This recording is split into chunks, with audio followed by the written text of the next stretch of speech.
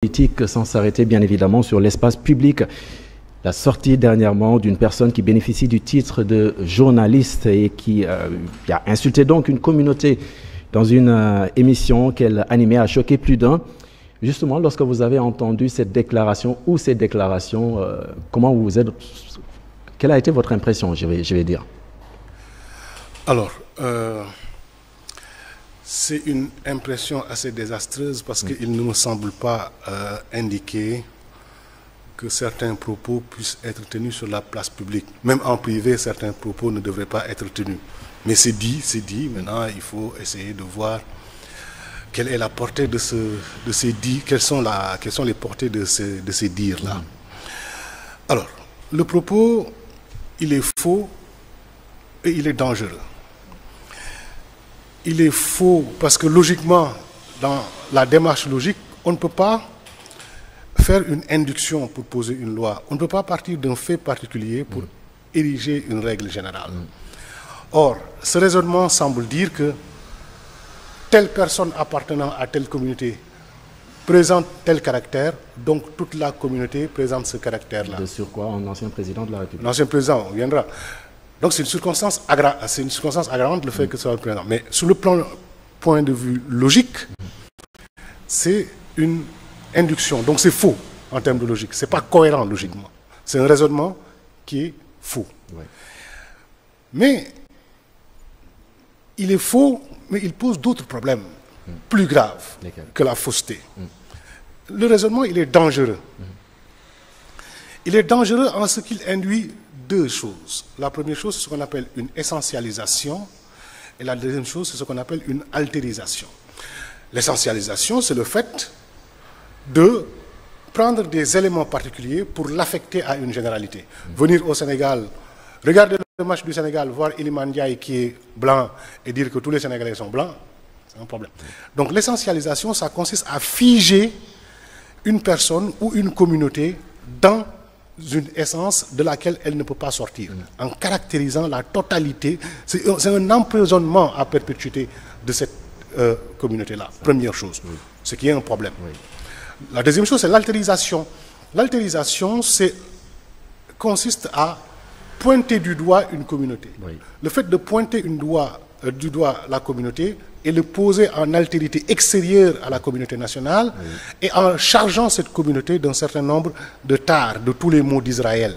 Ça, c'est également le danger que pose ce type de propos. Et si l'on observe bien, si on essaie de prendre une profondeur tant historique que géographique à l'échelle africaine, on va voir que les plus gros problèmes que l'Afrique a connus, tous les problèmes qui ont mené à des milliers de morts en Afrique, sont principalement liés à 4 causes. À la terre, à l'ethnie, parfois à la politique. Qu'est-ce qui a fait le problème ivoirien? Et justement, ce qui a suscité tout cela, c'est bien évidemment la liberté d'expression. On dit souvent que ma liberté s'arrête là où commence celle des autres. Mais justement, au Sénégal, où est-ce qu'elle commence et où est-ce qu'elle s'arrête? Alors, la liberté d'expression, c'est une des libertés publiques les plus fondamentales dans le cadre d'une démocratie. Elle a d'ailleurs un rang constitutionnel. C'est une liberté fondamentale. Mais la liberté d'expression, c'est une possibilité d'émettre une position dans l'espace public. Mais il faut la comprendre de façon très topographique. Ma liberté, elle s'arrête justement là où commence celle des autres. Autrement dit, la liberté est encadrée par des règles, par des limites extérieures qui ne peuvent pas être franchies. La liberté d'expression ne peut en aucune manière être conciliable avec l'offense, avec l'insulte ou avec tout propos attentatoire à la dignité ou autre. Donc, une liberté, quelle qu'elle soit, ce n'est pas que la liberté d'expression.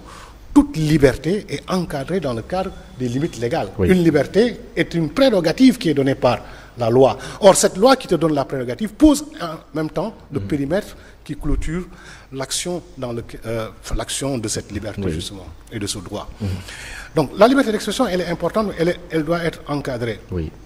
L'encadrement de la liberté d'expression ne doit pas aller jusqu'à la censure, mais les possibilités, l'ouverture de la liberté d'expression ne doit pas aller jusqu'à également le laxisme ou des propos de style. Je rappelle, vous savez, Ces propos-là sont très dangereux et il faut qu'on s'arrête dessus. Oui.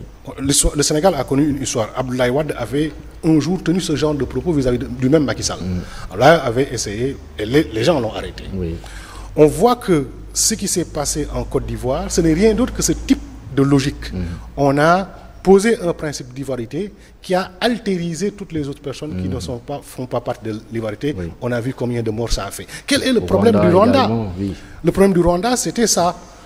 Une question ethnique. Le problème de l'Afrique du Sud, c'était ça également. Au Cameroun également, on a vu tout ça. Donc, vous voyez en quoi ces propos-là peuvent paraître véniels, ils peuvent paraître insignifiants, sortant de la bouche d'une personne qui a quand même une parole publique, mais quelle que soit la petitesse du propos, il faut in medias res prendre des mesures. Parce que notre Sénégal, le Sénégal a été fait Senghor. Oui. La particularité de Senghor, c'est que Senghor a essayé de construire une nation. Oui. Mais la nation, elle se construit de deux manières, de manière objective ou de manière subjective. Elle se construit de manière objective lorsque la nation est fondée sur des traits distinctifs, la race, la langue, tout ça. Et ça, c'est dangereux, c'est ce qu'a fait Hitler. Exact. Mais nous, on a fait une caractérisation subjective de la nation. C'est-à-dire, c'est le vouloir vivre en commun. Oui. Que disait Ernest Renan, un plébiscite de tous les jours, un passé commun et une trajectoire future commune. Et on ne doit pas laisser ces failles-là qui vont lézarder ce faire société-là. Parce que nous sommes des États sortis de l'indépendance qui ne sont pas des États qui ont une grande profondeur historique. Exactement. Ce sont des États à construire. Exactement. Et les équilibres qu'on a réussi, ce sont des équilibres précaires. Et le Sénégal a été sauvé. C'est le seul espace dans l'Afrique de l'Ouest qui a été sauvé de ces irrédentismes-là, de ces déstabilisations-là. Et puis tantôt, vous avez parlé de petitesse. Ce mot m'intéresse vraiment dans le sens où aujourd'hui, cette déclaration de cette dame qui se dit journaliste aujourd'hui, est-ce que si on met cette déclaration sur la balance, comparée à ces autres chroniqueurs, en tout cas, qui ont été arrêtés, est-ce qu'il ne doit pas y avoir des conséquences judiciaires, justement? Oui, nécessairement. Ces propos-là vont ouvrir droit à des conséquences judiciaires. Pour preuve, il y a certains actes qui ont été posés, des plaintes, des personnes qui se sont senties lésées ou touchées ont porté plainte entre les mains du procureur. Et le procureur va juger de l'opportunité de poursuivre ou non. Et vu le tollé que ça a fait, je crois qu'une action judiciaire sera faite. Mais maintenant, c'est toute la problématique de ce qu'on appelle liberté d'expression, délit d'opinion, tout ça. Il est vrai que certains chroniqueurs, pour moins grave que ça, ont eu maille à partir avec la justice. Exact. Parce que ces autres chroniqueurs-là ont tenu des propos aujourd'hui pour lesquels ils sont poursuivis, des propos qui concernaient un peu le rapport qu'ils pouvaient avoir avec telle personne, avec telle autre personne. Donc c'était un rapport interindividuel. Exact. Mais là, c'est la communauté qui est impliquée. Les conséquences sont plus délétères et sont plus rédhibitoires et dirimantes pour un corps social. Au-delà de la justice. Au-delà de la justice, parce que la justice ne règle pas tout. Oui. La justice, il faut sortir de ce fétichisme de la justice-là qui croit que toutes les fois que le ministère de la Justice est passé, le problème est réglé. Non. Il peut y avoir le passage de la justice, mais qu'il subsiste un certain nombre de conséquences. Prenons le cas le plus simple, c'est le cas du viol. Quand une personne est violée, que la justice condamne le violeur, même pour 50 ans, mais la personne violée est condamnée à perpétuité, à tout le moins sous le plan psychologique, à continuer à subir les conséquences de cet acte-là. Donc, la justice ne règle pas tout, c'est un moyen, c'est une médiation sociale, mais ne règle pas tout. Mais ce sont des choses vraiment qu'il faut qu'on pense à extirper du débat public. Et c'est excusé, la dame. Aujourd'hui, à quoi est-ce qu'il faut s'attendre au-delà, bien sûr, des conséquences négatives? Bon, l'excuse, deux appréciations, sur le plan social et sur le plan juridique. Sur le plan juridique, l'excuse n'a aucune valeur. C'est ce qu'on appelle le repentir actif.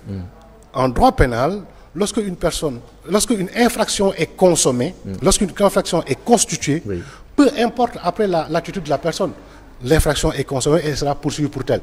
Qu'elle s'excuse ou qu'elle ne s'excuse pas, ça n'a aucune forme d'incidence sur le plan pénal.